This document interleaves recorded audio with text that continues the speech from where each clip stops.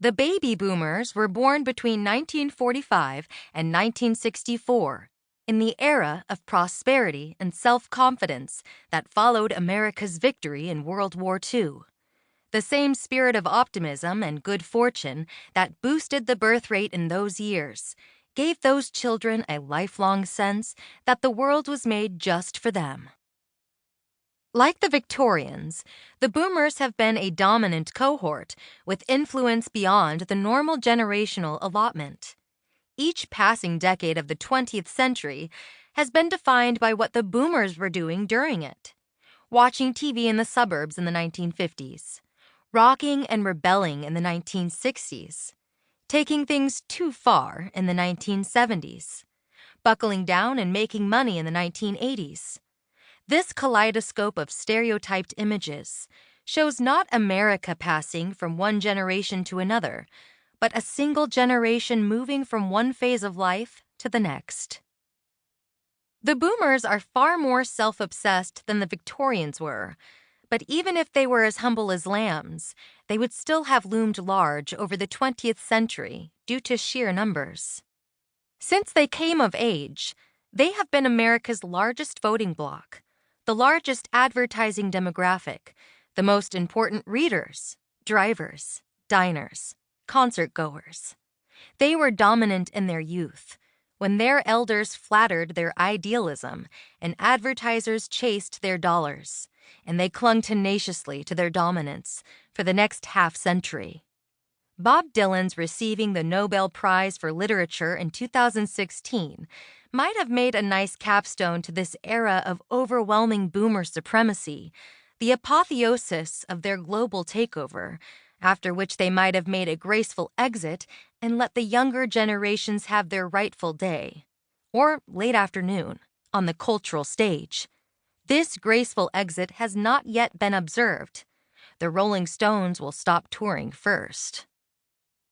Unsurprisingly, the boomers' children have grown to resent them, as much as Lytton Strachey resented the Victorians.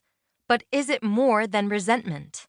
A poll of millennials taken in 2018 found that a majority believed boomers had made things worse for their generation. What could they be referring to? The boomers have started no world wars, conscripted no soldiers, launched no breadlines. There is nothing in their record to compare with the pile of corpses at Passchendaele. The only fields of poppies planted on their account have been in Kandahar, not memorially. Nevertheless, the millennials are right.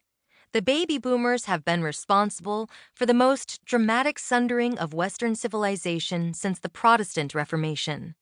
If that is hard to accept, it is only because the boomer revolution has been so comprehensive that it has become almost impossible to imagine what life was like before it. The rise of television, for example, has altered the human mind as much as the printing press did. And one of the ways it has altered it has been to make sustained concentration virtually impossible for those raised in its atmosphere. The way a third dimension is unthinkable for the inhabitants of Flatland. The result has been generations of young people who lack a grounding in the basic facts of history, which can't possibly be absorbed by video. To cover their tracks even further, the boomers have stuffed their heirs with sufficient pseudo-knowledge to make them feel as if they know enough about the past to judge themselves superior to it. Before the Renaissance, would-be rediscoverers of Aristotle were sometimes told by zealous churchmen that anything written before Christ was ipso facto not worth rediscovering. This is approximately how the boomers feel about themselves. Any suggestion that the Western world might not be altogether better off for their influence is immediately met with an indignant litany of all the segments of humanity who previously labored in a sad state of abject non-personhood before the boomers came along and broke their chains. So deeply ingrained is this sentiment that even the boomers' harshest critics always hasten to add their reassurances that they would not want to undo the least particle of the legacy of the 1960s, only temper its excesses.